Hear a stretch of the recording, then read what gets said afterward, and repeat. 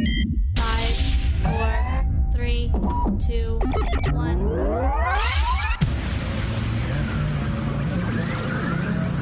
Ready. Just relax and enjoy the ride. In crowd, 815. In crowd, 815. In crowd, 815. In crowd, 815. 815. We all know it's true. Security at every level of the airport. Absolutely ridiculous until you get to baggage claim. Then it's like, take whatever bag you want. Have a great rest of your day. I'm Greg. He's Tom. This is your In Crowd 815 podcast for the 6th day of December, the year 2025, the latest it's ever been. In the history of mankind. So, speaking of baggage claim, this is how I got half my stuff. I just took a couple trips to the airport. Walked away with the gray suitcase. It looks like everybody else's and thought it was yours. Oh, well. Yeah. By the way, I did not realize that you wore Spider-Man underwear. Hey, well, hey, you got to feel like a superhero some part of the day. We have a great show for you and the person that might still be sleeping next to you. We're going to be meeting Holly. Holly's with Lifescape Community Services, and we've had Lifescape on before, but never Holly before. So looking forward to hearing what Holly does with Lifescape. And about Holly with her two cats. Holly with her two cats, who will probably make numerous appearances during our chat. So I'm looking forward to that. Veda's laying by, although she's just left the room now. She'll probably make her appearance here too. Our wonderful family dog. And who knows what'll show up in Tom's studio this morning. You just never know. You just never know. Well, we got a bear. The one thing we do know, the stuffed animals, when there's 600 plus of them, at least one of them are going to make an appearance. And we got at least two of them. They hadn't been on the show yet. Hey, guys. Okay, there you go. God, they're always wanting to cut me out.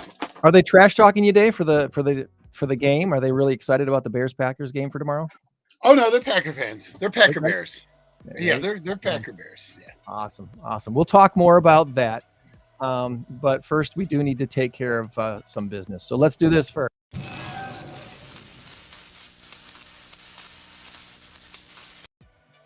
Our race to 10 currently has Tom in the lead by a score of 4-3. And our big number of the week this week is not that big, but you'll know why it's big when I tell you the story later.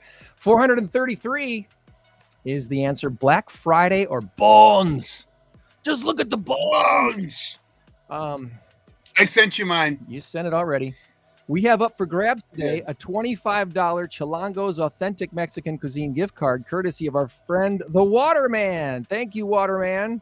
We appreciate you for this gift card and for sponsoring our last masked karaoke trivia contest, where this week, Tom, was it Thursday or Friday? I forget. The days all run together. Tracy Foltz from Medicare 411 and myself, we delivered the actual check. You saw the big check at the event. Yeah, that was a fake one for photos. That's the one I want. That's the big check. I hate to break it to you kids, but that was a fake check just for show. But the real check got delivered this week. The $5,000 grand prize, courtesy of Medicare 411. For our mass karaoke trivia contest, and also a $500 bonus check prize to Marshmallow's Hope. They got both of those checks because they were responsible for getting the most people in the audience. They sold the most tickets to the event. So congratulations to Marshmallow's Hope for winning not only the grand prize of $5,000 from Medicare 411, but also the $500 bonus prize for the majority of the tickets sold at the event. How much fun. That was awesome. That was cool. We are looking at a date in March and either late September or early October to do the mass karaoke trivia contest again. So look for version 4.0 of the contest with a bigger grand prize coming up in March.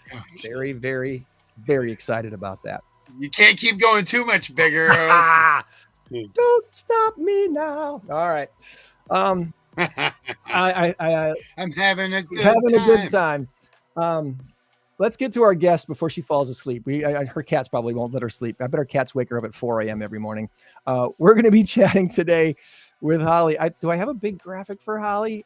Sometimes I do, and sometimes I don't, Holly. So let me do this way instead. I want to go boom, boom, boom, and then bring on Holly this way. Holly is the, I believe if I got this right, the volunteer director at Lifescape Community Services. And welcome to the show. Good morning, Holly. Good morning. Thanks for having me. Absolutely. I'm so glad you were able to jump on with us today. And we want to learn a little bit about you. So I'm going to take this off the screen and find out about all things Holly. But the first thing we need to know, Holly, is how do you say your last name? Is it DePuy? DePuy. DePuy. You were close. You're closer than most. Well, the Y screams at me. Notice me. Say something about me. And you say no. Don't say the Y. Say DePuy. Yeah, even our DJ at our wedding butchered it. So I've DJ'd a lot of weddings, and I've unfortunately butchered a couple names over the years. Nothing worse than I did one for a friend's daughter at the Hoffman House in Rockford. Oh yeah. And because they never wrote down how they wanted to be introduced, I assumed they're something, and never make that mistake again, because I said the wrong family name completely. I didn't even say their name. Oh gosh. And they're like, no, their last name is this. I was like, oops. At least you said it was a friend, right? At least it was one of the family's last names, but it wasn't the right one that they were taking on. So yeah. That's funny. Don't do that. DJ. As long as it wasn't the ex-boyfriend's last name. No, that would have been bad. No. So we'd like to know a little bit about you, Holly. Where did you grow up? Are you a lifelong Midwesterner, Illinoiser? Where did you grow up? Yeah, born and raised in DeKalb, and I still live here. I've never even moved out of city limits. So you went to So you're a Barb. I'm a Barb, yep. Lifetime Barb. Did your elementary and middle school also go by the Barbs, or did they have other mascots? I was a Lancer. I went to St. Mary's for the first chunk of middle school. And then I think DeKalb Middle School were still Barbs. I can't remember, to be honest. That's funny you say that, because I was thinking that actually this week. First off, I think you're like the third or fourth Lancer we've had on the show. Really? Right? I think we're up to like 3 or 4. Because just a couple of weeks ago, we had someone on that was a Lancer. But yeah, my elementary was the Lakeview Dragons. And then at Bay Lane, I was like, well, the high school was the Warriors. Was the Bay Lane the Warriors? I don't remember what Bay Lane's mascot was. I was only there for 3 years. I guess it didn't matter that much. I played on the basketball team, though. I should have known that. I should have known. Yeah. So you graduated from DeKalb High School. Yeah. And then what? What happened after high school with you? Yeah, I went to Kish College. So I guess I was a Cougar for a couple of years to get my prereqs done. And then I transferred to NIU. So I graduated as a Husky. All right. Tom's got his Husky. I saw that back there. I'll ignore the Packers stuff, but I'll look at the Husky stuff. Hey, tomorrow's going to be That's right. It is going to be good. So after college, did you jump right into a volunteer coordinating type role, or what kind of work have you done before getting into No, I actually just got promoted and took this position over in the last month with Lifescape. Okay. I was a nursing assistant for 10 years, I think. I did a program through high school at Kish College that I was able to do it when I was in high school. And that made me learn that I never wanted to do bedside care after 10 years of it. So it's not for everybody. It's really, I graduated with a degree in public health, and out of college, I started at the Kane County Health Department. So I was based out of Elgin. I was doing a lot of like youth prevention, stuff like that. I was there for a few years, and then COVID hit. And so I was repurposed to do all of that stuff. And then my first job with Lifescape was actually in DeKalb as their volunteer coordinator. They had just gotten DeKalb County for volunteer coordinator, but I wasn't in that for a couple months before I moved to the health and wellness coordinator. And I've been doing that for the last about 4 years.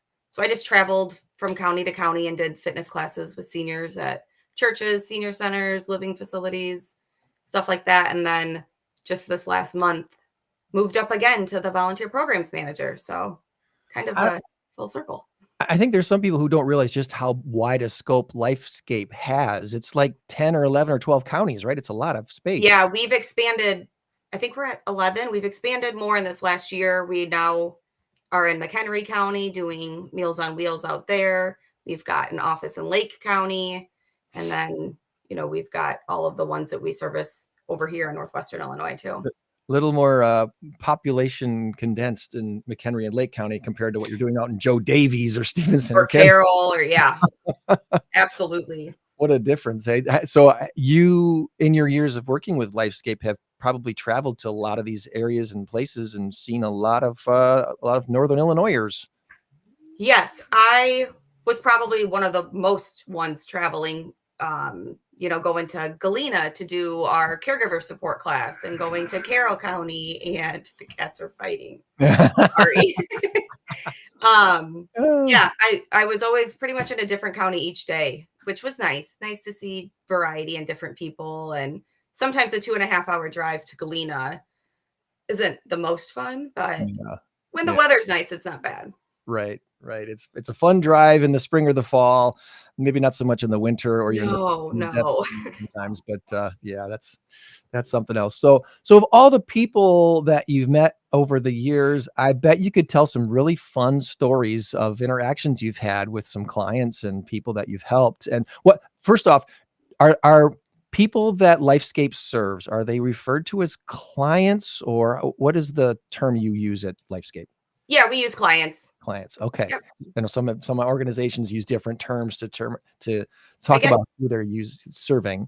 For me, a lot of times I call them participants because they're participating in a health and wellness, a fitness class, but the whole scope of Lifescape overall, they're considered clients.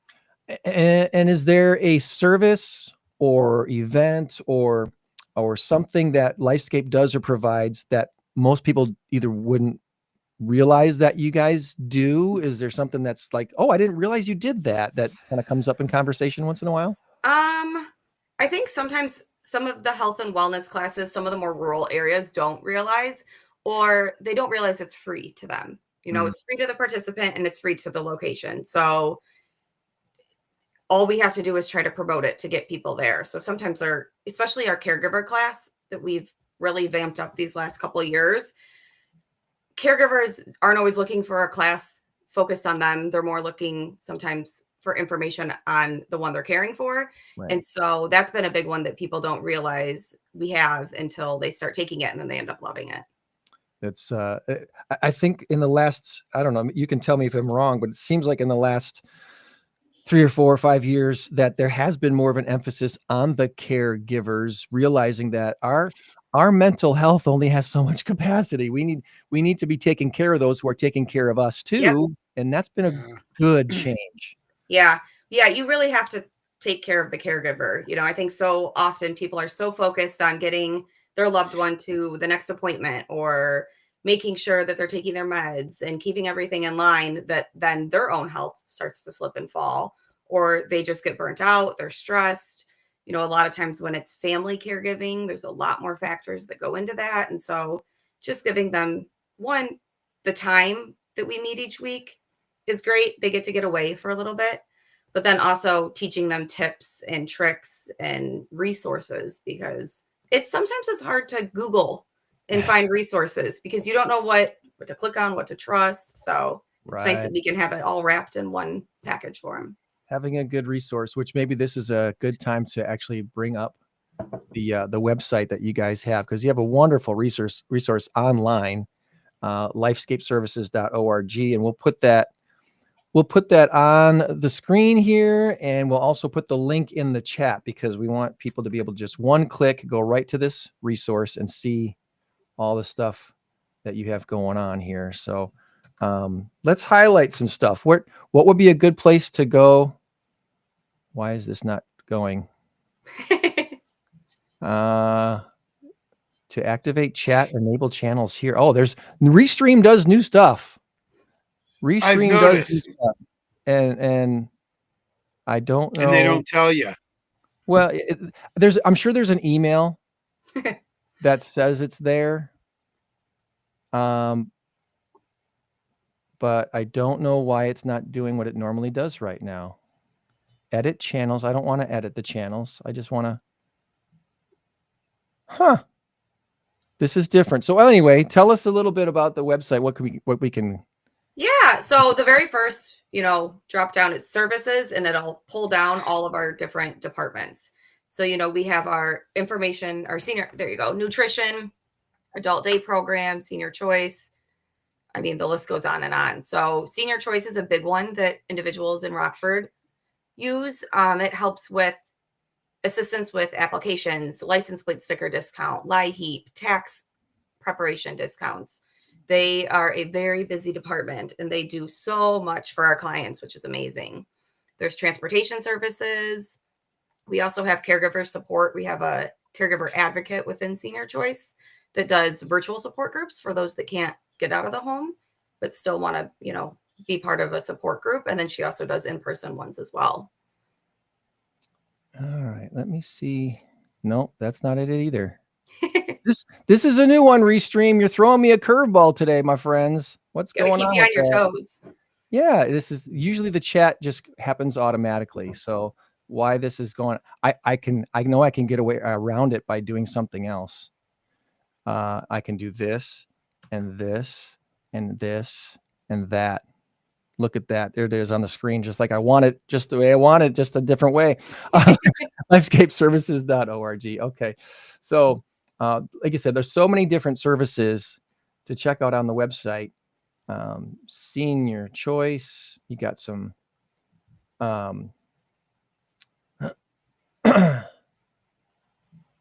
is this just Spanish speaking? Yeah. Into the website. So you got that on there too. Family caregiver support we were just talking about, grandparents raising grandchildren, senior health insurance. Shout out to our, again, friends at Medicare 411. Between them and Lifescape, you should be getting the information you need to figure out what exactly that you need. Senior oral health, tax assistance, transportation. And that's the biggie, because people see the trucks out delivering meals and then it's not a stretch to think, oh, they also will pick you up and take you to doctor appointments and stuff like that if needed. Yep. We just ask that you call enough ahead of time just because some of the spots do fill up pretty quick, but we've got buses out there and people out there driving them for you. That's all. Are your bus drivers and meal delivery folks, are they all volunteers or are some of them paid like employees? How does that all work? It's mixed. A lot of them are paid employees. We do have some of our volunteers that do the Meals on Wheels. Actually, like in Belvedere, we are revamping that Meals on Wheels program right now. And that's like our number one volunteer need is for deliveries. And those are all volunteers. But at Lifescape, actually in Rockford, it's a mix. We've got some of our retired senior volunteer program individuals that love to do it. And then we've also got employees as well. Okay. Again, all this is on lifescapeservices.org. All the Meals on Wheels stuff and there's applications on there if anyone's ever interested.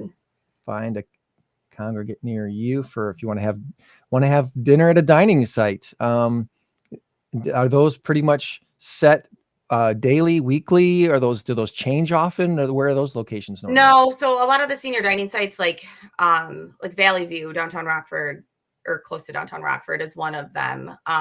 They're pretty much set in stone where they're at. So you become a regular at one of the senior dining sites if that's something that you'd like to do and have a little mix and mingle with your meal. Nutrition education. And of course, the thing we really want to get into is the volunteer opportunities today. Yes. You said Boone County's big right now looking for drivers. Yep. Drivers, delivers for Meals on Wheels. We're really trying to make the process there how it is in all our other counties that we have Meals on Wheels. So meaning, you dedicate every Monday, I'll do Route A. That way we don't have like a rotating schedule where, is Greg coming in? Is Holly coming in? Who's doing this one? Who's doing that one? So just streamlining everything. So we have the same process, the same rules. Everyone is on the same page across all our different counties for Meals on Wheels. That's pretty important to know too, that when you volunteer for something like this, that is as well organized as this is, you're not just getting thrown in to do something different every time. You can find your niche, you can find your thing. And if it's 1 day a week, or if it's 3 days a week, whatever it is your time schedule allows, it can plug you into that sort of thing. And once you've gotten up to speed, I imagine then you can be a little bit more flexible with, can you take over this route this week? We need a fill in. Someone's because appointments happen, emergencies happen, but it's nice too when you do the same route, you get to know the people you're delivering food to as well, because it's for us, we knock on the door. They have to answer. We have to hand them the food. We don't just leave the food and walk away because it's a wellness check for them as well. So we call the caseworker if they don't come to the door. So it's nice because you get to kind of form those relationships too with them. It's I was go ahead, Tom. Well, I was going to say it's really interesting because for a long time, my dad, who passed away about 8 years ago now, he lived with us for 12 years. He was getting meals from, well, essentially Meals on Wheels, but Lifescape, and I never knew the scope of what Lifescape did. So this is really good because we're all learning that it's more than just delivering meals. It's helping people get from point A to point B. It's offering services and such. So I think this is a really good thing. Yeah, I think people see the Meals on Wheels delivery, and so like the trucks out there, and so they think like, oh, Lifescape just does Meals on Wheels, and that's one of the biggest Right. things when I do outreach is, have you heard of Lifescape? Do you use Lifescape? And everyone first thing they say is Meals on Wheels. I mean, that's probably the largest, but there's so many other departments and other things that go on as well. Right. So if somebody wants to get to plugged in, you've got the application right there on the website. Go to lifescapeservices.org, click on that volunteer tab, and you'll find it all right there. And if you're over the age of 55, we have our AmeriCorps Senior RSVP, which is great because we are able to do a lot of like volunteer recognition events. We really treat our volunteers very well on that side too. So we're always looking for 55 and older or younger. You know, we can literally we rely on volunteers, so we can use them whenever we can get them. Are these flyers for the 2026 events? Are these from I don't believe so.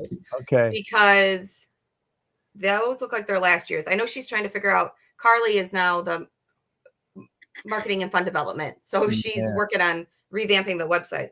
Okay.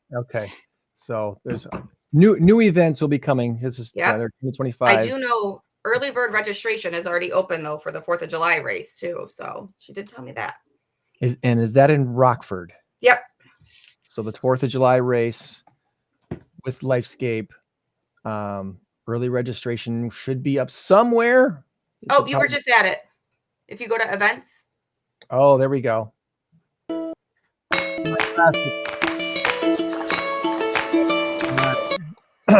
Wait, every time we play music, we got to be careful. You never. Yeah. Get knocked off. So check out lifescapeservices.org for all this stuff. And if someone is looking to be employed, are there currently any openings? There is, yeah. For employment. General application and health promotion coordinator is the two that are showing up on the website here today. General application for full-time and part-time positions. So even if you're not looking for a full-time job, there might be part-time positions at Lifescape. About how many, this might not be a question for you specifically, but maybe you have roughly roughly how many people Lifescape employs? Oh gosh, I don't even know. Now that we've expanded into Lake County, because we have the 2 offices in Rockford. Mm-hmm. I mean, with 11 counties to serve, like there's got to be dozens of people that are employed and even more that volunteer every month. Yeah, I don't even know if I could make a good guess because we've got the office in Rock Falls. We've got our adult day program. Yeah. So there are job openings after Friday because we have our holiday work party. So if everyone shows up, then I'll have a better answer.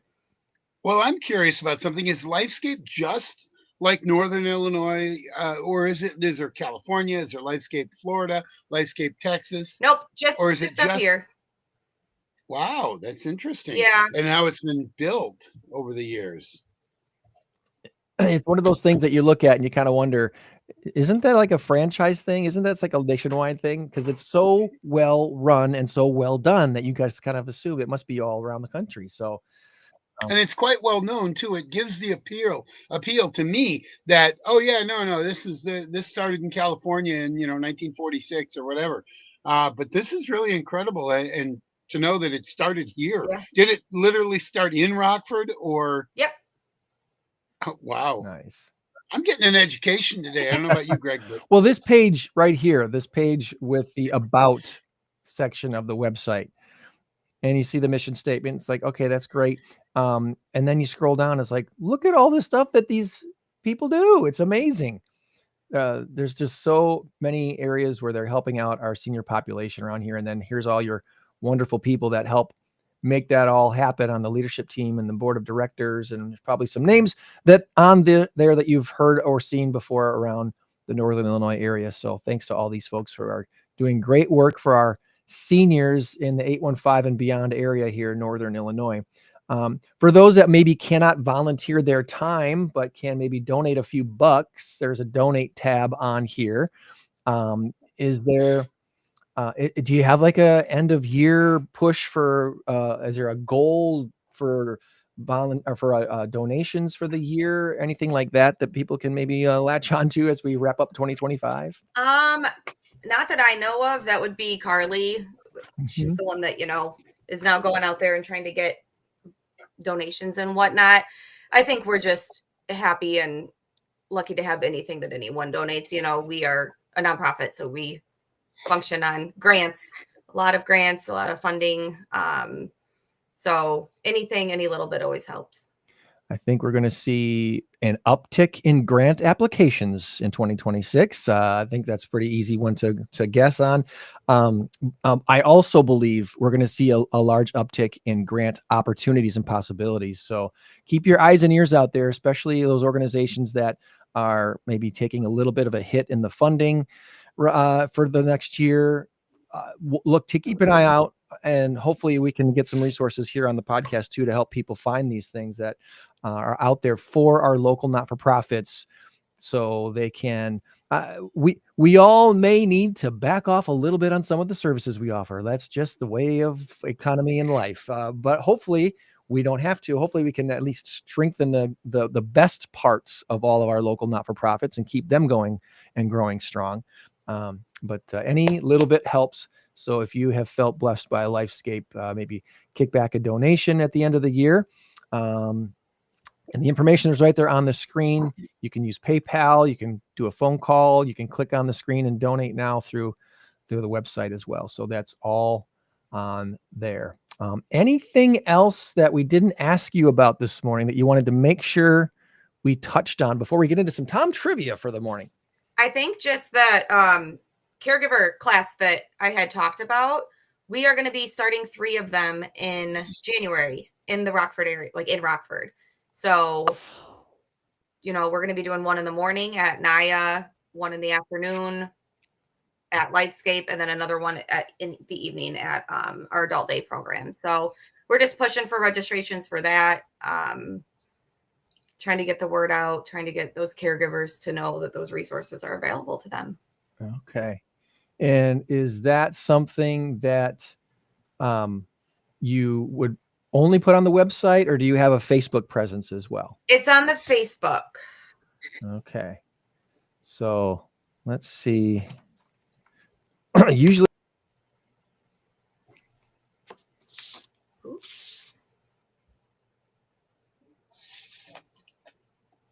Did his internet cut out? Well, I don't know. I think he froze. Yeah, I think he froze. It's probably cold in his new house, so I don't know. What's an awkward moment? Oh, you look frozen too now. Oh, no okay. I'm just really still. So how many counties is Lifescape in? That's the other question I had. Total, 7, 8, something like that? 11, I think. Okay. Let me check that before I... There, we're waking up again. There you are. There we are. You were gone. Everything kind of rebooted and reset. Thankfully, it only took a minute. I was trying to get the Facebook page up for Lifescape, and it's loading, but it's loading oddly right now. So there must be some reconnecting going on. Yeah. Well. Before we move on, I had a couple of questions floating around in my head when you were off in your adventure or whatever. Holly, is there ever a chance that maybe this thing could break out and go into another state, into another region? Maybe somebody moves to New York or California or something like that and opens up a Lifescape there. Is there ever a chance for that? Have you guys talked about that at all? No, there are. I'm trying to think of how to word this. A lot of counties have something of the same. It might not be as large scale as Lifescape is, but there's Meals on Wheels here in DeKalb County. Lifescape doesn't do it, a different organization, but there okay. are a lot of maybe separate resources that aren't all at one location, one business in different counties. So I think we just kind of figured it out well with putting it all together in one. But I do know, there's so many different social they're service just not agencies called for Lifescape or seniors. anything Yeah, like that. exactly. It's just not called Lifescape. They've got a different Yeah. name. My question was more designed towards are people being helped in other communities? But I guess they are.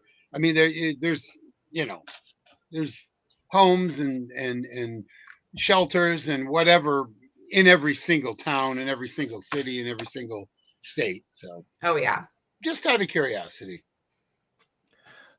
Well, we didn't get him in the chat this morning because Restream's being goofy with me, but we got him on the screen. and if you really just type in Lifescape and you go to Facebook, it'll probably pop up at one of the top options to click onto and check out all the stuff that's going on the Lifescape Facebook page, your address there in Rockford, the link to their website, and then updated events and stuff that are coming up there too. So be sure and check that out. All right, Tom, are you ready to do some trivia? Yeah, You're always ready to do some trivia. I'm ready to play this funky little video if it'll work for me. Please work for me this morning. Pretty please. pretty please. It's time for Tom's Trivia Challenge on the In Crowd 815 podcast. Good luck.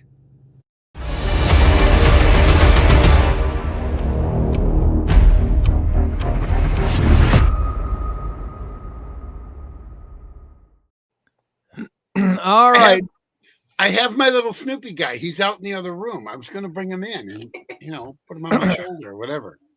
Anyway, okay, one quick question for you, Greg. Did Christy share with you any of Wednesday's trivia? No. We're good then. Okay, because some of the questions overlap. And if she shared it with you, then we'd be in trouble. Did she say they came in fourth place again? I think that's what she said. They did. They did. They would have come in third. They would have come in the gifts. Holly, It's me and you against Tom's trivia. So we're working together to try to score some points on his 7 questions. So we'll do our best and see what we can do together here. I'm not making any promises. No, you're gonna be just fine. Give us all right questions. Cyber Monday, which took place last Monday, the Monday after Thanksgiving. So I guess it was. Yeah. In what year did Cyber Monday start? Was it 2000 or 2005? In what year did Cyber Monday start? 2000 or 2005? I don't know. I'm not feeling 2000. I think it was 2005. Yeah, that's what I was going to go with. Yeah. Well, your feelings sometimes lie, but not this time. Oh, good. You're good. Way to Here, we go. got one. 2005. I was getting help. All My right. husband put his hand up 5. He heard, so I got some background help here. You get that. All right, no, that's okay. Forever. You can phone a friend or phone a husband or look across the room at him. That's fine. All right. Number 2, cities. In which country is the city Marrakesh located? I'm going to give you 2 options. Marrakesh. Egypt or Morocco? Marrakesh. I've never been to Egypt or Morocco. I've never left the country, so I'm pretty sure. I went to Canada. I'm fairly sure Marrakesh is mentioned in a James Bond movie, and I think it was in Morocco. So I'm unless you got something different, Holly, that's kind of what I'm feeling on that one. I don't know. I'll let you take it. I had to edit the song. I went ahead and played Marrakesh Express by and it's at da, da, da, da, da, underneath Moroccan skies. So I had to take Moroccan out. It's Morocco. Woo-hoo! Very good. And I didn't realize it until a little before that we were going to do it. And I thought, because I really want to play the song, so I'm listening. Oh crap! It's right in the second verse. So, I bet it would have went over a lot of people's heads, though. I bet people would have been like, it might have, because it was underneath Moroccan skies. People probably wouldn't have heard it, but anyway. All right. All right, now this one might be a tough one. This one might be a tough one. I'm not going to. All right. I'm not going to give you a 50-50 on this, but I am going to tell you what it's not. Okay. Okay? All right. All right. What is the Oxford Dictionary's 2025 word of the year? And technically it's 2 words. 2 words. It is not 6, 7. It's not. Because a lot of people said that. Oh. Yeah. This is a bad one. I did hear this one Huh? recently though. It's like, oh yeah, we're gonna feel dumb when we hear it, but that's okay. Well, I'm going to read it one more time, and I am going to give you another little hint. What is the Oxford Dictionary's 2025 word of the year? It's technically 2 words. It's not 6, 7, but it does invoke anger. It's anger based. Oh no, like road rage, but not road rage. That was a word already a long time ago. You got one of the words. Cyber rage, something rage. I bet something rage. What's the new rage in 2025? Oh goodness. New rage isn't necessarily the second part of that, you know. Okay, not. so rage is the first word. Yeah. Oh, rage. Rage what? Rage driving? Rage. Rage room. All good guesses, by the way.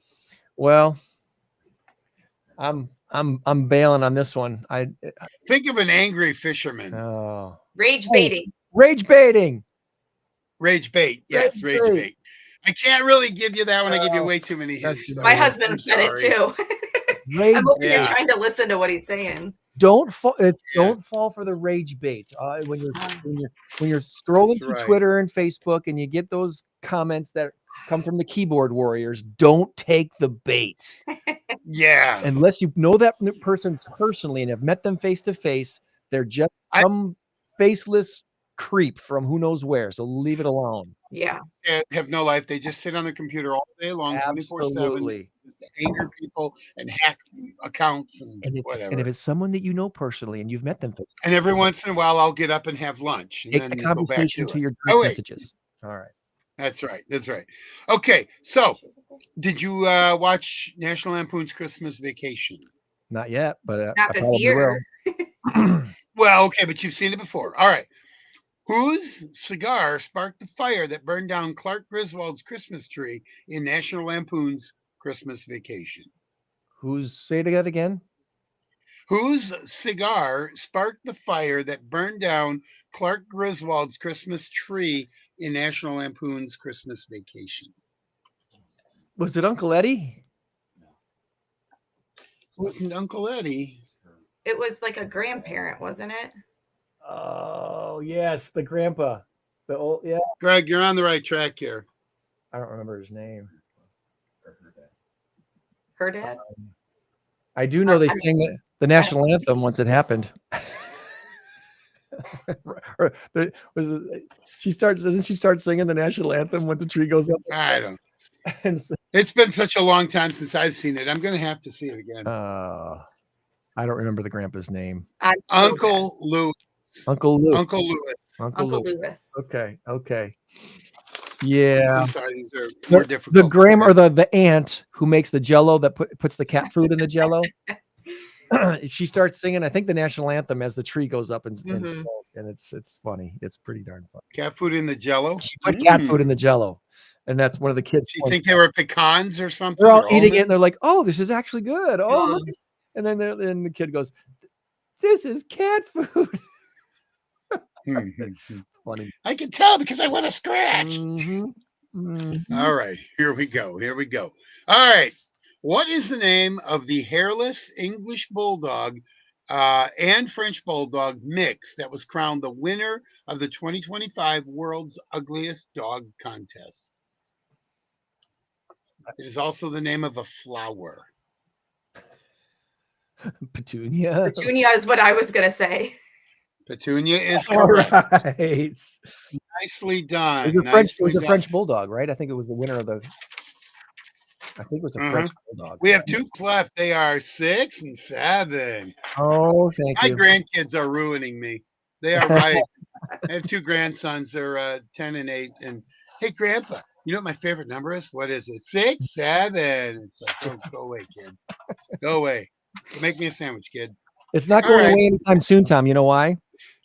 Why? Because this year's junior class in high school, next year will be the class of 6, 7. They'll be graduating in 7, but finishing in the beginning of the school year in Beginning 6. in 6. Yeah, 6. That'd be the theme. 6, It's 7. not going away. Yeah, not for a while.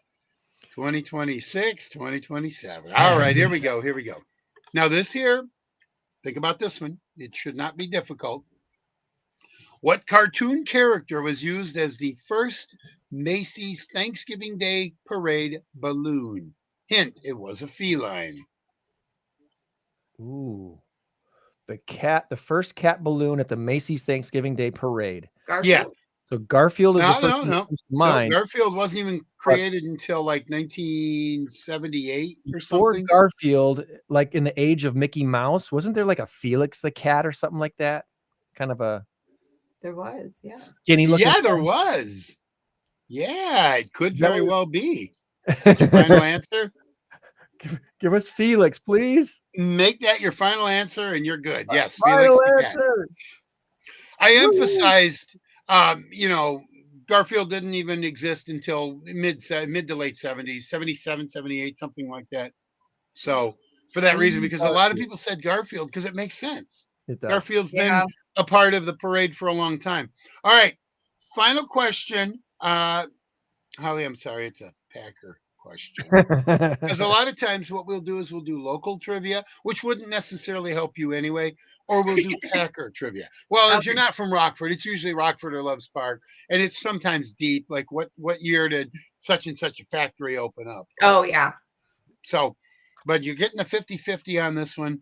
Greg and Howie, but mostly Greg because he's the resident Packer fan. There you go. I should have wore that because it matches my. Yeah, there Nice. you go. Anyway, Nice. where did Hall of Famer now? Well, Packer Hall of Famer Sterling Sharp. No, he's a regular Hall of Famer now. Where did Sterling Sharp attend college? Was it South Carolina or North Carolina? I'm pretty sure it was South Carolina. I think he was in one of the southern states. Do you agree, Holly? Sure. Yeah. Agree. Wise to agree. There you go. There you go. But That is it. South we'll Carolina. take 5 out of 7 today, Tom. 5 out pretty of good. 7 is really good. That's pretty damn good. I'm happy with 4. Anytime I can get 4, I'm very, very happy. Mhm. Oh, Yeah, good morning, no, Carly. that's, By the way, Carly's watching us on our Instagram feed this morning. Good morning to you, I Carly. know. She texted me and said she was watching. Mhm. Awesome, awesome. Well, good job. Thanks for the help, Holly, and thanks for all the good information today. Is there anything that we did not ask you today that we want to make sure we touch on before we let you go about your wonderful weekend? I don't think so. I think I pretty much touched on everything we've got going on. Always go to our Facebook. We post continuously on there. So that's where a lot of the information is going to be if you're not on our website. So As long as you update your Facebook, I'm cool with that. I'm not on Facebook, but certain websites are never updated. And it drives me nuts. My buddy and I were looking for trivia one night, and it said, "Oh yeah, we do trivia every Tuesday night." This was a few years ago. We got there, we're all excited. The place not only is the place not doing trivia, they're the not business open. is closed. We're like, what the heck? It's like Bob's thrift shop now or something. But anyway, Oh man. it aggravates me to no end. I don't know where that came from. Forget the Well, last 45 seconds existed. well, it happens. Sometimes your days run together too, and you forget what day it is. And it's like, oh, that's right. They're always closed on Mondays. They're not open Mondays. Yeah, What am well, I this doing? was a case of somebody not updating their Facebook or whatever it was. So All anyway, right. Well, Holly, thank you so much for joining us today. We appreciate you sharing about Lifescape and what you do, and we'll look forward to helping you to promote your events in 2026. All right. Awesome. Thank you guys. All right. Have a all great right, rest have of a the great Christmas. Go Bears. day. No, yeah, and take the White Sox with you. Take the White Sox with you. Go have a great I'm day. a Cubs fan. I'm a Cubs fan. It's okay. So am I. Okay. So am I. That's why I said White Sox. I am definitely a Cubby fan. Bye, guys. Bye-bye. My little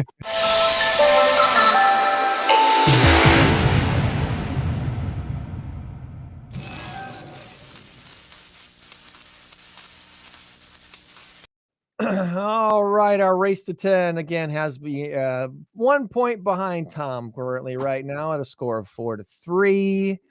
And this week's big number of the week, oh, it's so big, not 433 is the answer. Black Friday or Bones? Put your guess in the comments and just comment in general, because everyone that comments on the show today for the next few days anyway will be in the running to win this $25 gift card to Chilango's authentic Mexican cuisine. This place is great. It's right behind the Culvers on Harrison. So okay. behind the Culvers on Harrison is a Sunrise family restaurant, I think. And then I think that is closed now, but yes. But you're yeah, right. you're I think right. you're right. And then down It's right next to it. building from there is Chilangos. They are so good.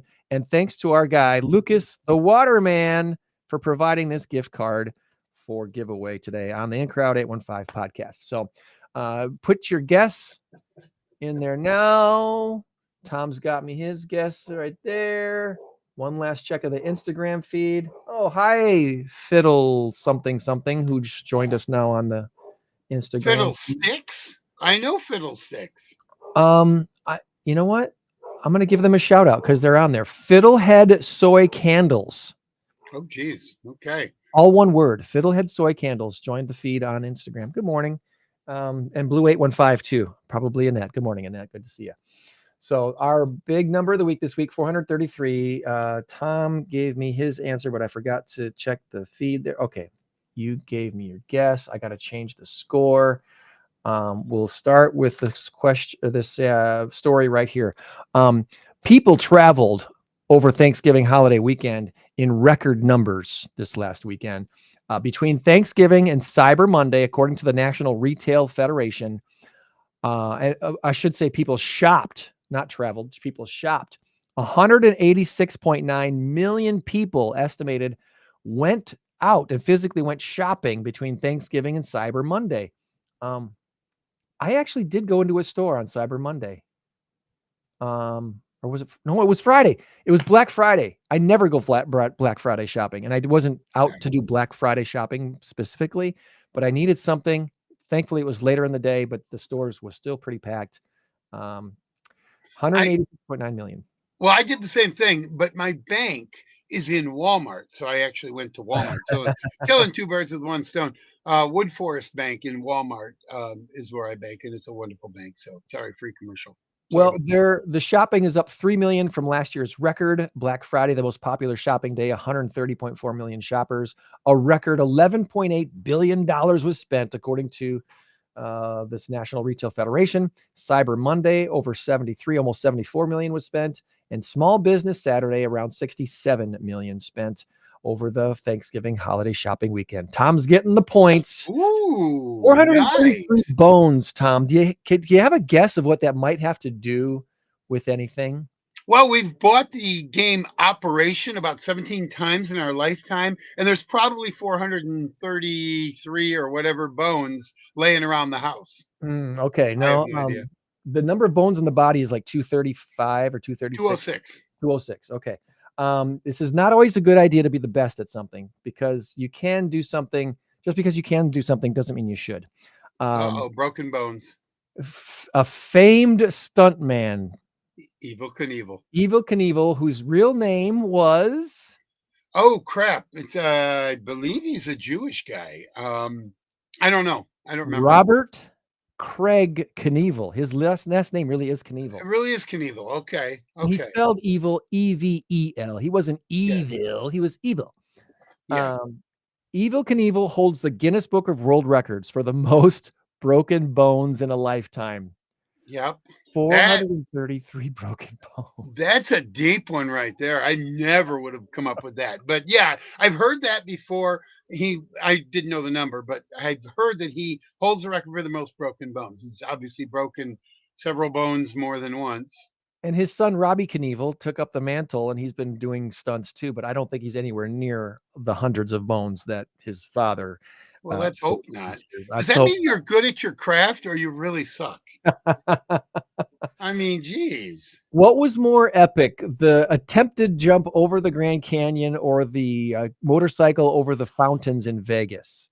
Motorcycle over the fountains in Vegas, because I believe he successfully did that. That was pretty epic. Canyon, I think he had a parachute and ended up going down on the parachute. Well, for those who are too young to remember, Evel Knievel in the 70s did all these crazy stunts, and he said he was going to jump over the Grand Canyon it was like a rocket powered motorcycle, only he didn't do it like a motorcycle. He actually set up a rocket.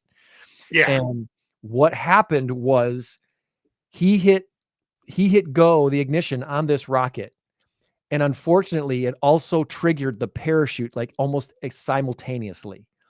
So as the rocket ship blasted off from one side of the Grand Canyon, it didn't get even half a mile up into the sky or whatever before the parachute deployed and stopped him from progressing any further. And then he just fell harmlessly to the bottom of the Grand Canyon. Yeah, I think now there's no harm.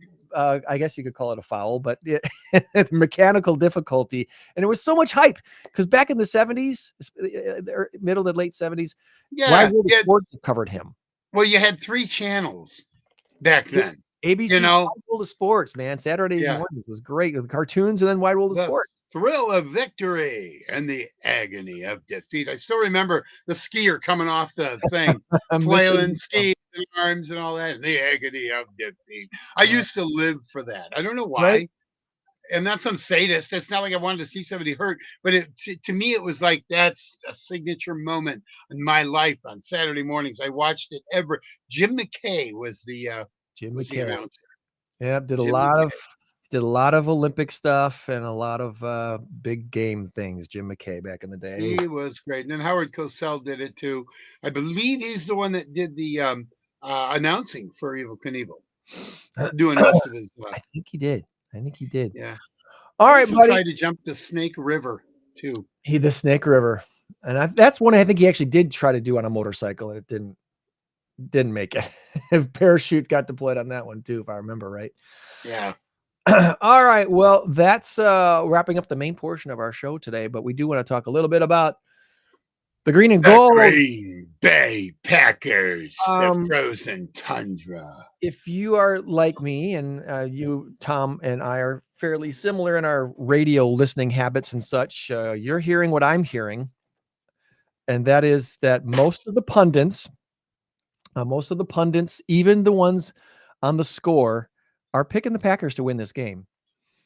All right.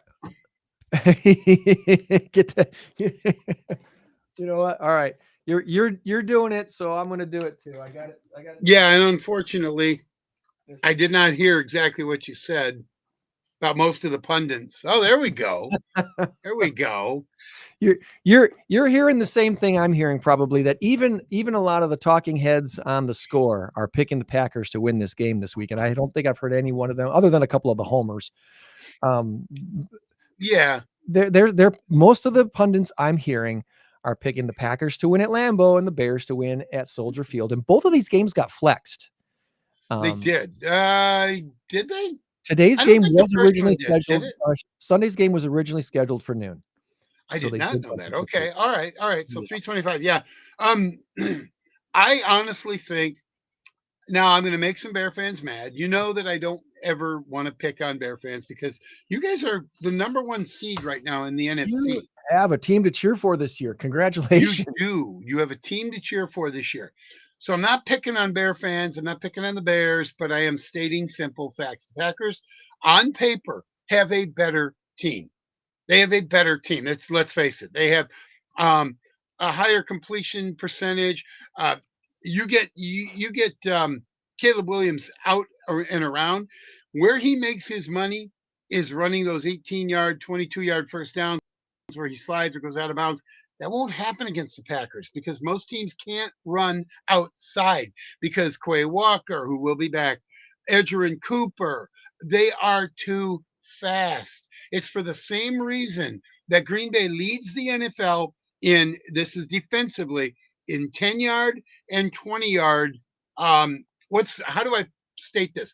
Nobody throws for 10 yards or more or 20 yards or more. That's They're the number yeah. one team in both of those categories because of your safeties, Xavier McKinney and Evan Williams. And then you throw in Keyshawn Nixon and Javon Bullard and um, Carrington Valentine, who really got reamed for that non-tackle on Jameson Williams last To week. beat the Packers with your offense, you have to beat them by that whole, death by 1,000 cuts thing. You gotta attack their linebackers, which means you got to get past that first line of defense, the defensive lineman with your run game. And the Bears have been doing that. So the Bears are probably going to run all over the Packers, but I don't know. No, I But- don't think they will. we'll This see. is I'm sorry to disagree with you, but what I heard was that they're not going to run all just like Detroit didn't run all over the Packers. Yeah. Jameer Gibbs was held to less than 50 yards, and he didn't even have 100 yards total in 2 games against the Packers this year. amazing. See, that's the X factor. That's Why I interrupted you. I apologize for that. That's the X factor.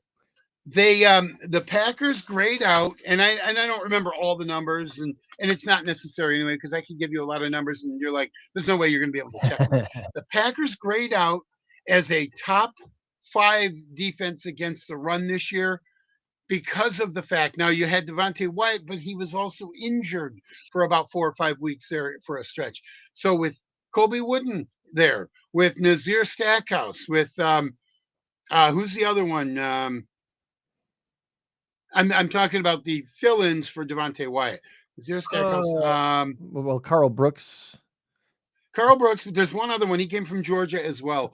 Anyway, name escapes me. But with those 3 guys coming in, filtering in, you're going to have fresh legs all game long. Devontae Wyatt had a tendency to start losing it after the third quarter if the Packers defense had been on the field a long time. We're going to have fresh bodies coming in constantly. True.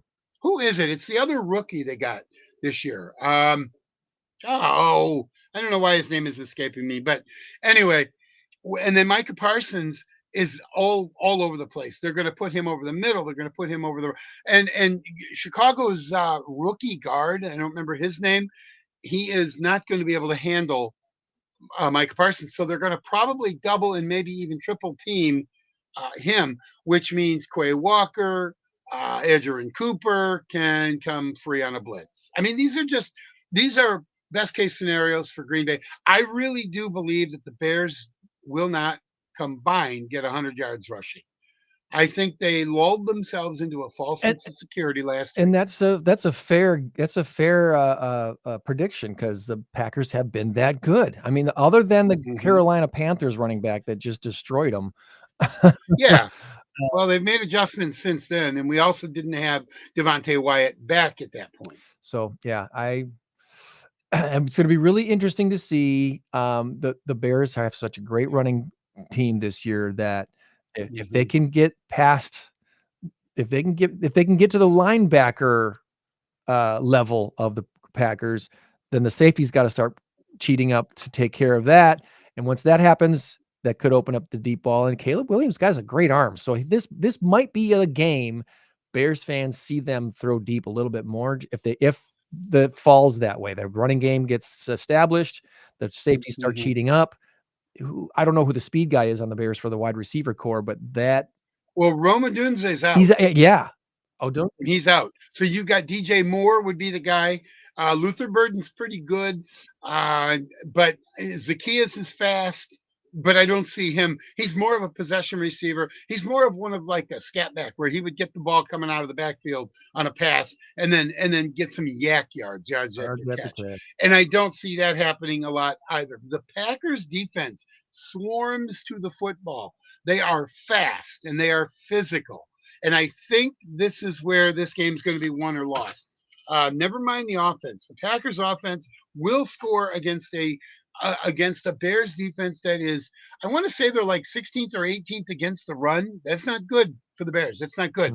Their secondary is good, but they rely on turnovers. Whenever you rely on something like that may or may not, that's like, I hit the lottery a few times. I'm waiting. I'm going to be hitting the lottery again. If you're waiting on something like that, then your house payment's not going to be made.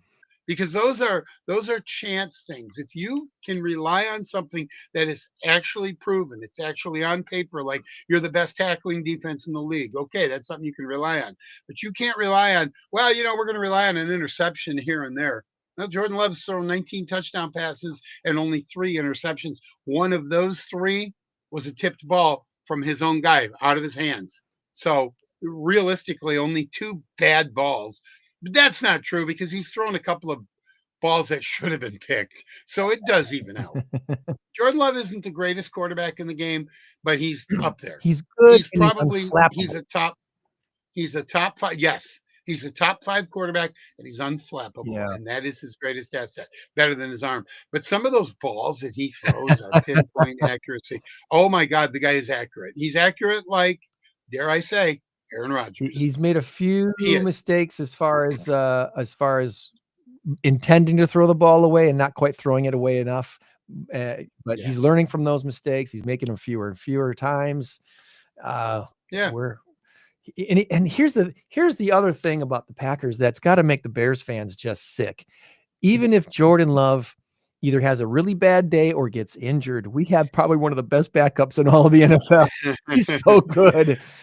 Malik Willis is undefeated with the Packers. Is undefeated. So, Yeah. And for the record, I know you're not saying, well, let's just bring in Malik Willis. No, let's not. Let's keep Jordan Love where he is. I am saying I think it'd be a lot more fun if Matt LaFleur did some things with him on the offense on a more regular basis. A trick play once or twice. Could not agree more. I have said the same thing. I would love to see Malik Willis come in the third quarter for a couple of drives. It just to throw a monkey wrench in it. Yes, I would. Yes, because I don't want to see Jordan Love out there in the middle of the fourth quarter. The Packers are up 31-10, and you've got Jordan Love out there taking angry hits because the Bears are mad and they want to just hit him. I don't want to see that. All of a sudden, now he's got a lacerated kidney. I want to say both the Lions and the Bears have run plays where the quarterback has been a wideout.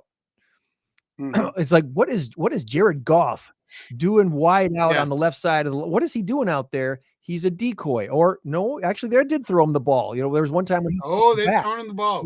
He stepped back. They threw him the ball backwards so he could either run or pass.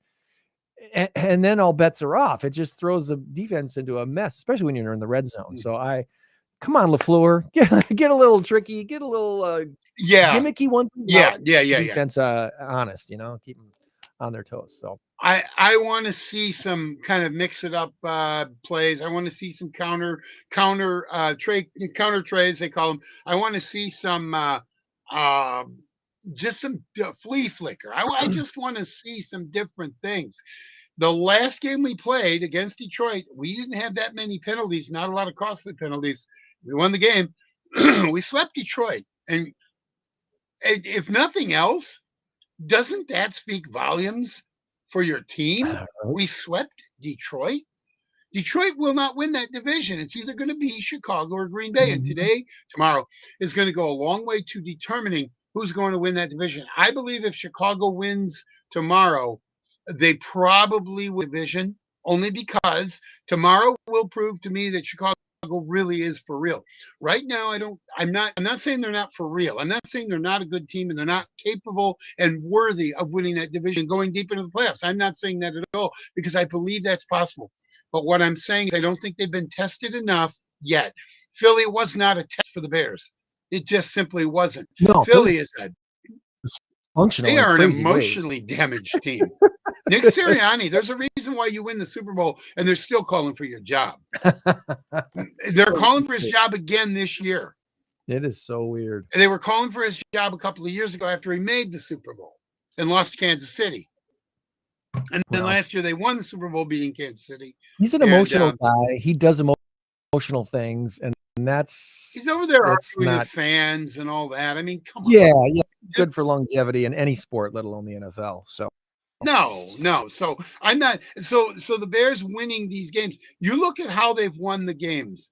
They won on.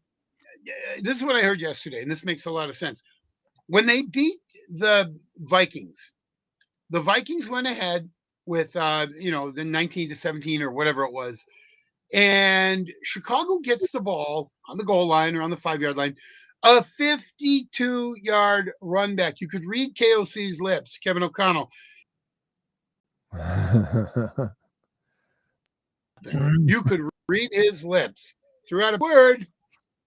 It started with an F, and it wasn't football. But anyway, he and I mean, he had that smile on his face, like, "Are you kidding me?" You know, it was not a good moment. So they then could only muster 9 yards.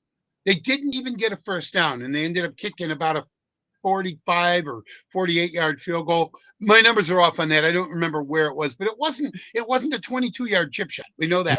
It was a 40-something yard field goal for Cairo Santos, and he nailed it. Bears win. Okay, the Giants game. The Giants were up 2 touchdowns with 6 minutes left.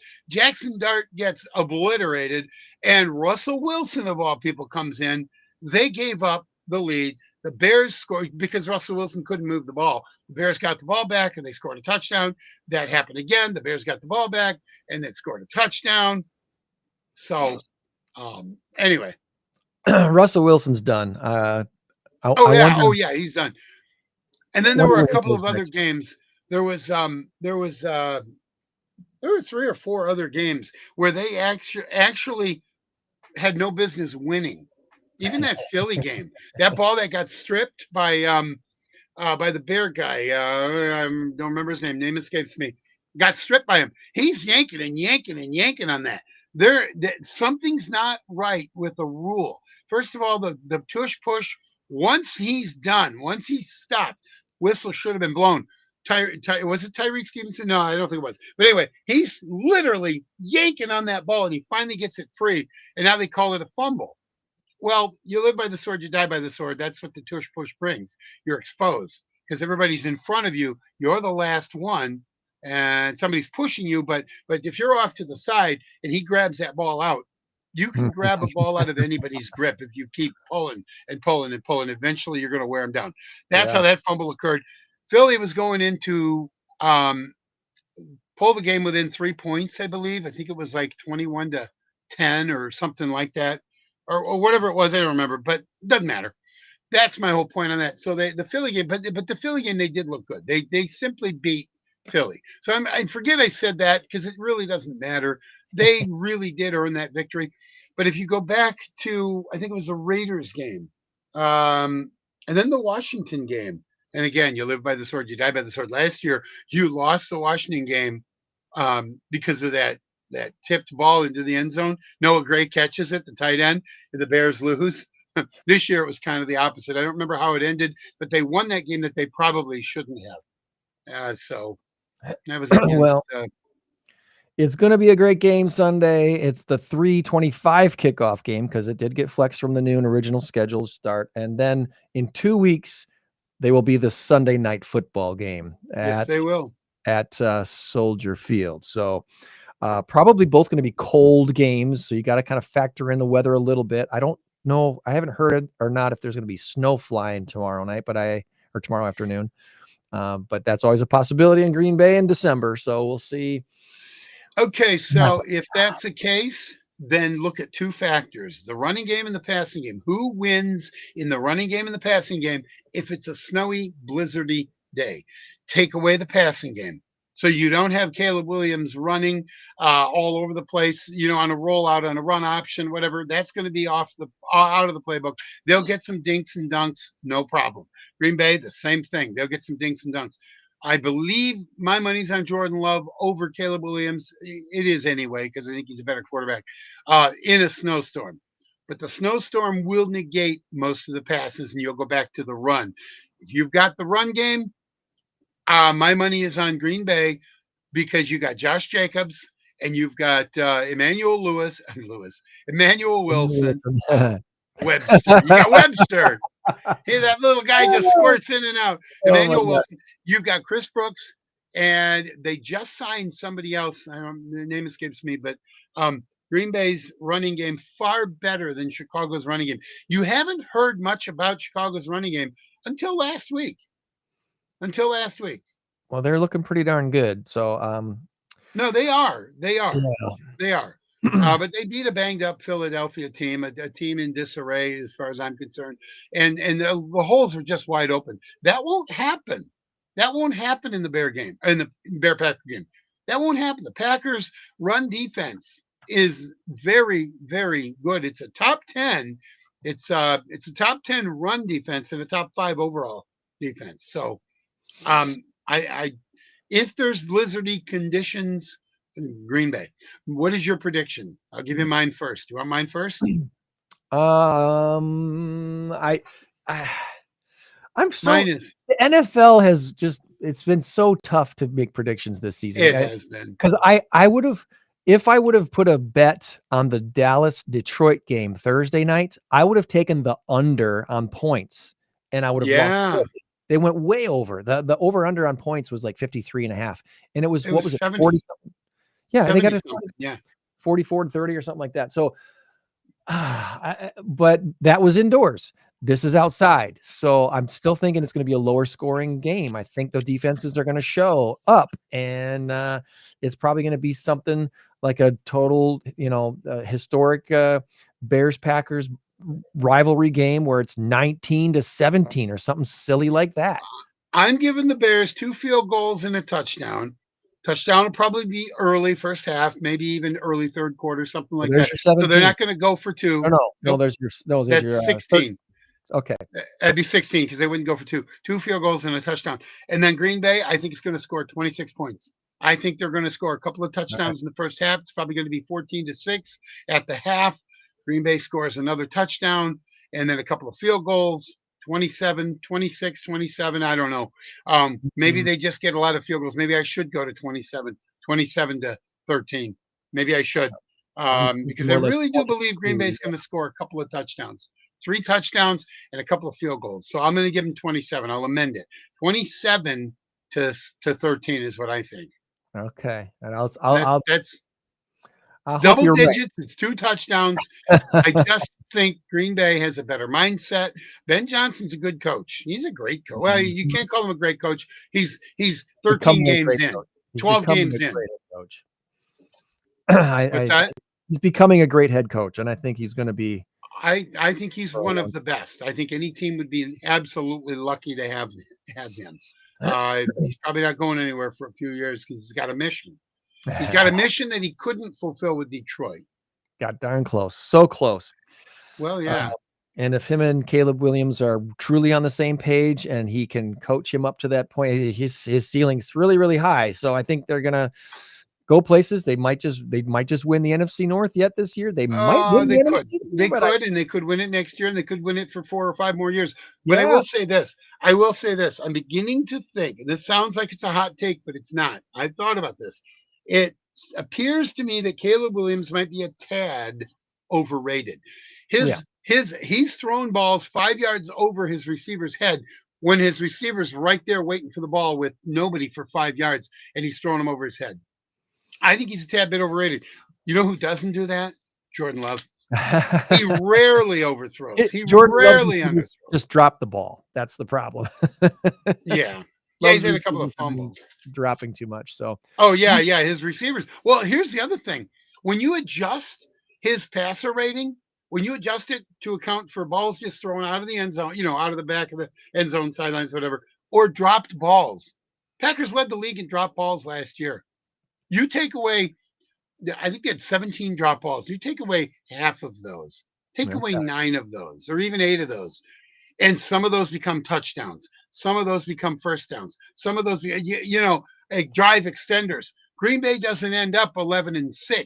They end up possibly 13-4 and challenging for they'd still be the second wild card because Minnesota would have been the first. Then they wouldn't have played Philly first game though. They wouldn't have. Anyway, woulda, shoulda, coulda. Those are all could have beens, and we don't deal with those. It's hypothetical. It is what it is.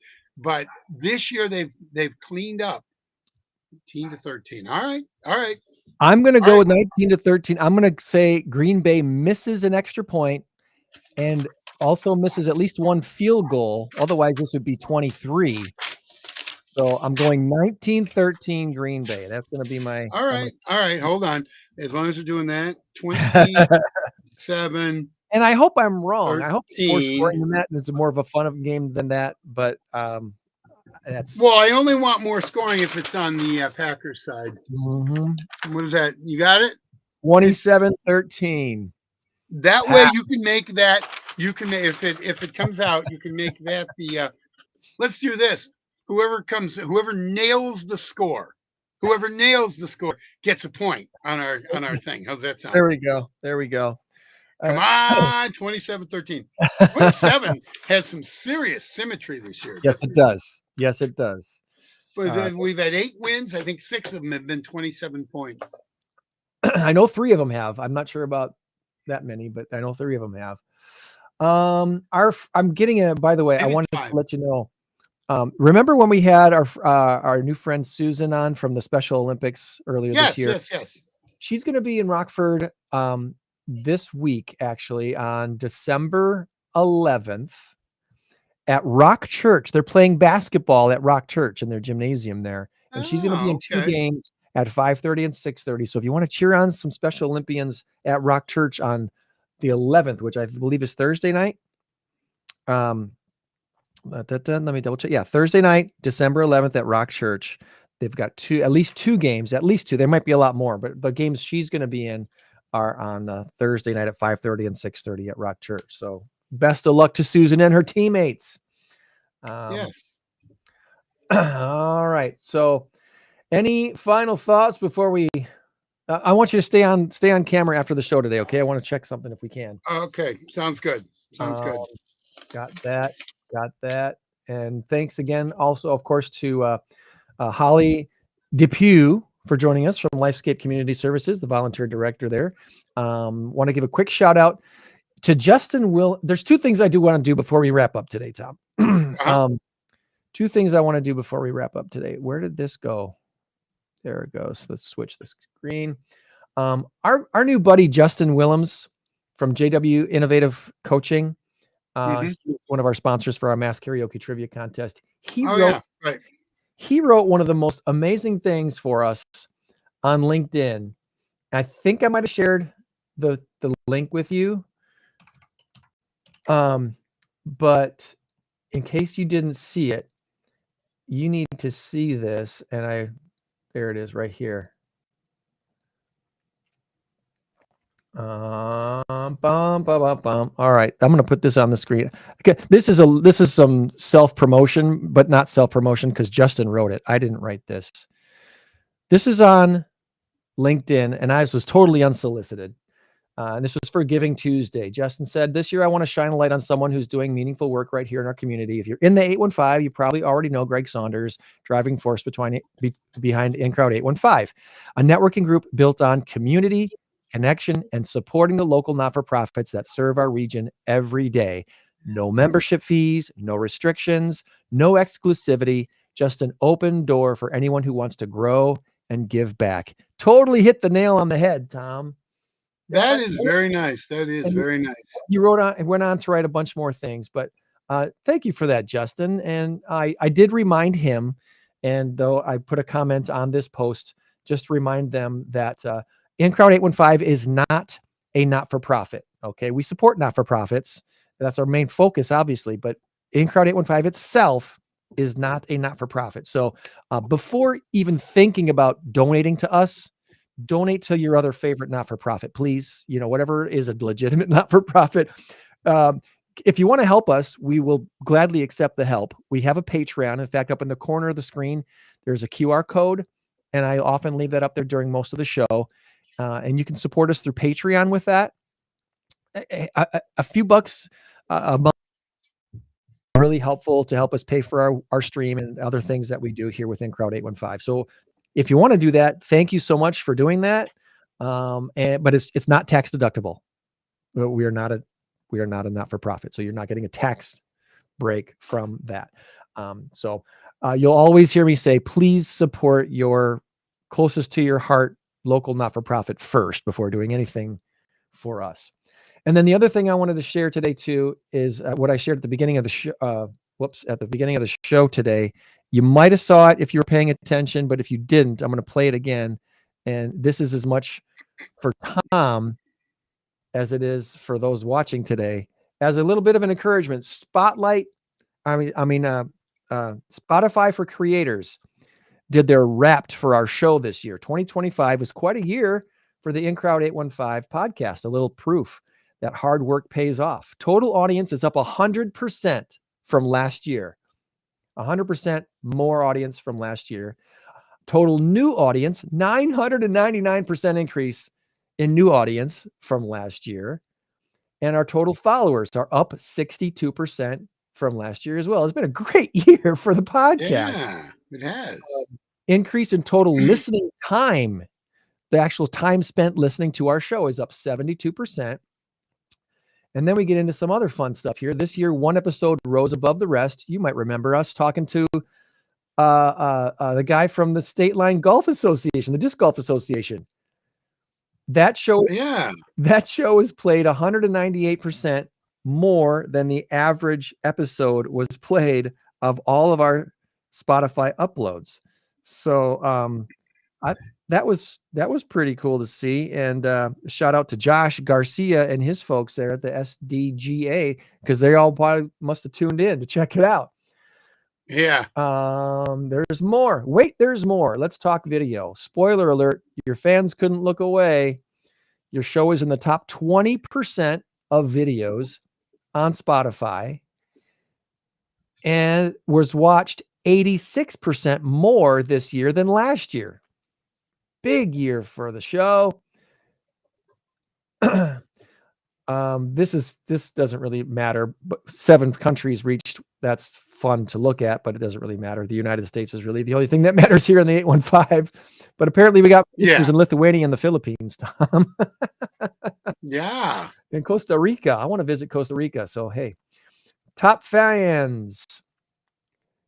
We are a top 10 show for 81 of our fans on Spotify. And we're a top 5 show for 67 of those fans. And how many fans call us their number 1 show? 39 people right here in the 815, I'm assuming. One of them is Lynn, I guarantee. One of them is Lynn, who got her Lucha Cantina gift card this week. Congratulations, Lynn. Thanks you so much for listening and sharing. Oh, she's so awesome. She supports everything we do. That is just so wonderful. Top fans streamed 1.5 times more than everyone else. They binged 2 or more episodes in one day. 5% of them watched 2 or more episodes in one day. 10% hit play within 24 hours of a new episode dropping here on Spotify. Fans have taste. They listen to Morgan Wallen and Taylor Swift more than that's who else they listen to for music. Here's the audiobooks apparently they've listened to. They like the Rogan, the JRE, Pardon My Take, Crime Junkie, Armchair Expert, and Painkiller already. I'm not familiar with that podcast. I don't know. All right, we might want to frame this. Says 2025 Rising Star. This year, your show's growth outpaced 80% of other shows, and fans listened to us for longer than 76% of other shows. We received more shares than 95% of other shows. And we thank you all for doing that for the In Crowd 815 podcast. What a fun year it's been. And it's so cool to be able to see some of the results of what's happening kind of behind the scenes. Because when you watch, it's like when you listen to the radio. When you watch a podcast or you listen to us, it's a personal thing, right? You feel like you're having a conversation with me and Tom, and it's one-on-one and not a group thing, but there is a group involved. There is a lot of people.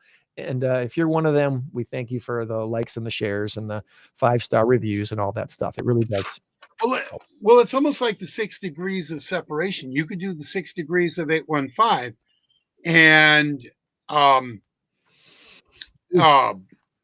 true. My head's getting hot. Lost my train of thought. You could do the 6 degrees of 815 because somebody somewhere has heard of us through. Oh yeah, my cousin was telling me about you guys, or this or that.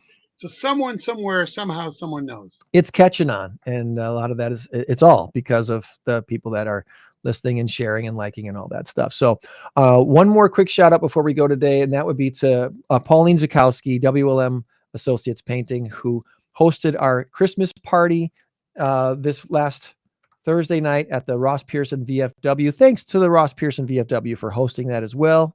It was a wonderful place. Great food from Sassy Mac Boys. Your nephew was our DJ, Tom. I didn't know. Yes, he was. Jim Thomas was your nephew until we chatted on Thursday night together. And he goes, oh, maybe you might know my uncle. Wednesday night. Oh, that's right. Wednesday night. Wednesday night goes, you might know my uncle. And I'm like, who's your uncle? Oh, Tom Warner. Like, Tom's our co-host on the podcast. Yeah. And I just spent 3 hours with him on the previous Sunday watching the Packer. It was the week before, wasn't it? Well, you and I were at Ron's place that week before. Right? Ron's place. Yeah. Which game did we see? The Minnesota game? You must have watched the Minnesota game with him then. That's right. It was a Minnesota game 2 weeks ago. Then. So the Ross Pearson VFW hosted. Pauline Zukowski put it on. We raised over $2,000 for Veterans Smile, and they are very, very thankful for the help and support that Nancy Clark spoke and Patty spoke from Veteran Smile, and they really shared their passion for why they do what they do. And they had all these pictures of veterans that they helped get dental care that they otherwise couldn't afford. And the lives changed by that organization is really something special. The dozens and dozens of people that they've helped get their lives back. I mean, there's more than one time when they've talked with veterans who are on the brink of suicide. Their lives were just going nowhere. And part of the reason, it wasn't all the reason, but part of the reason was just their dental needs were too expensive for them to handle. And you get a smile back, and then you can feel more confident about yourself. They get some of their confidence back when they get their smile back. They start dating again. They start getting better jobs and stuff. And she goes, this guy got his new truck, got a new girlfriend, got a new job after he got his new smile. And it just changed his life for the better. So that sounds like a country song. That does. Veteran Smile. Check them out. Next week on the show, we've got a double booking next week, my buddy. We got the curator for Memorial Hall, Mike Fredrickson. He is an 815 cool guy. He's got some really neat stories to tell. So we'll chat with Mike Fredrickson next week. And the GABA A Alliance CEO, I believe she's the founder. I know she's the CEO, Miranda Cox. We heard her speak at the Mass Karaoke Trivia Contest because they were one of the teams being played for by Waldom Electronics at the event. She's going to be coming on next week as well to talk about what the GABA A Alliance is, why they exist, and who they serve. And I'm looking forward to learning more about her and her daughter's condition and what they're doing to try to help raise money for studies to help those afflicted with the same disease that her daughter has. So that is everything, my buddy. Can you hang out for a few more minutes after we wrap up? I certainly can. Absolutely. All right, friends. Remember, you change the world when you help one person. Be a blessing to someone this week. We'll try to do the same. Meet you back here for another In Crowd 815 podcast next week. Bye, everybody. Go Packers. Go Pack. Go. 815 in crowd. 815 in crowd.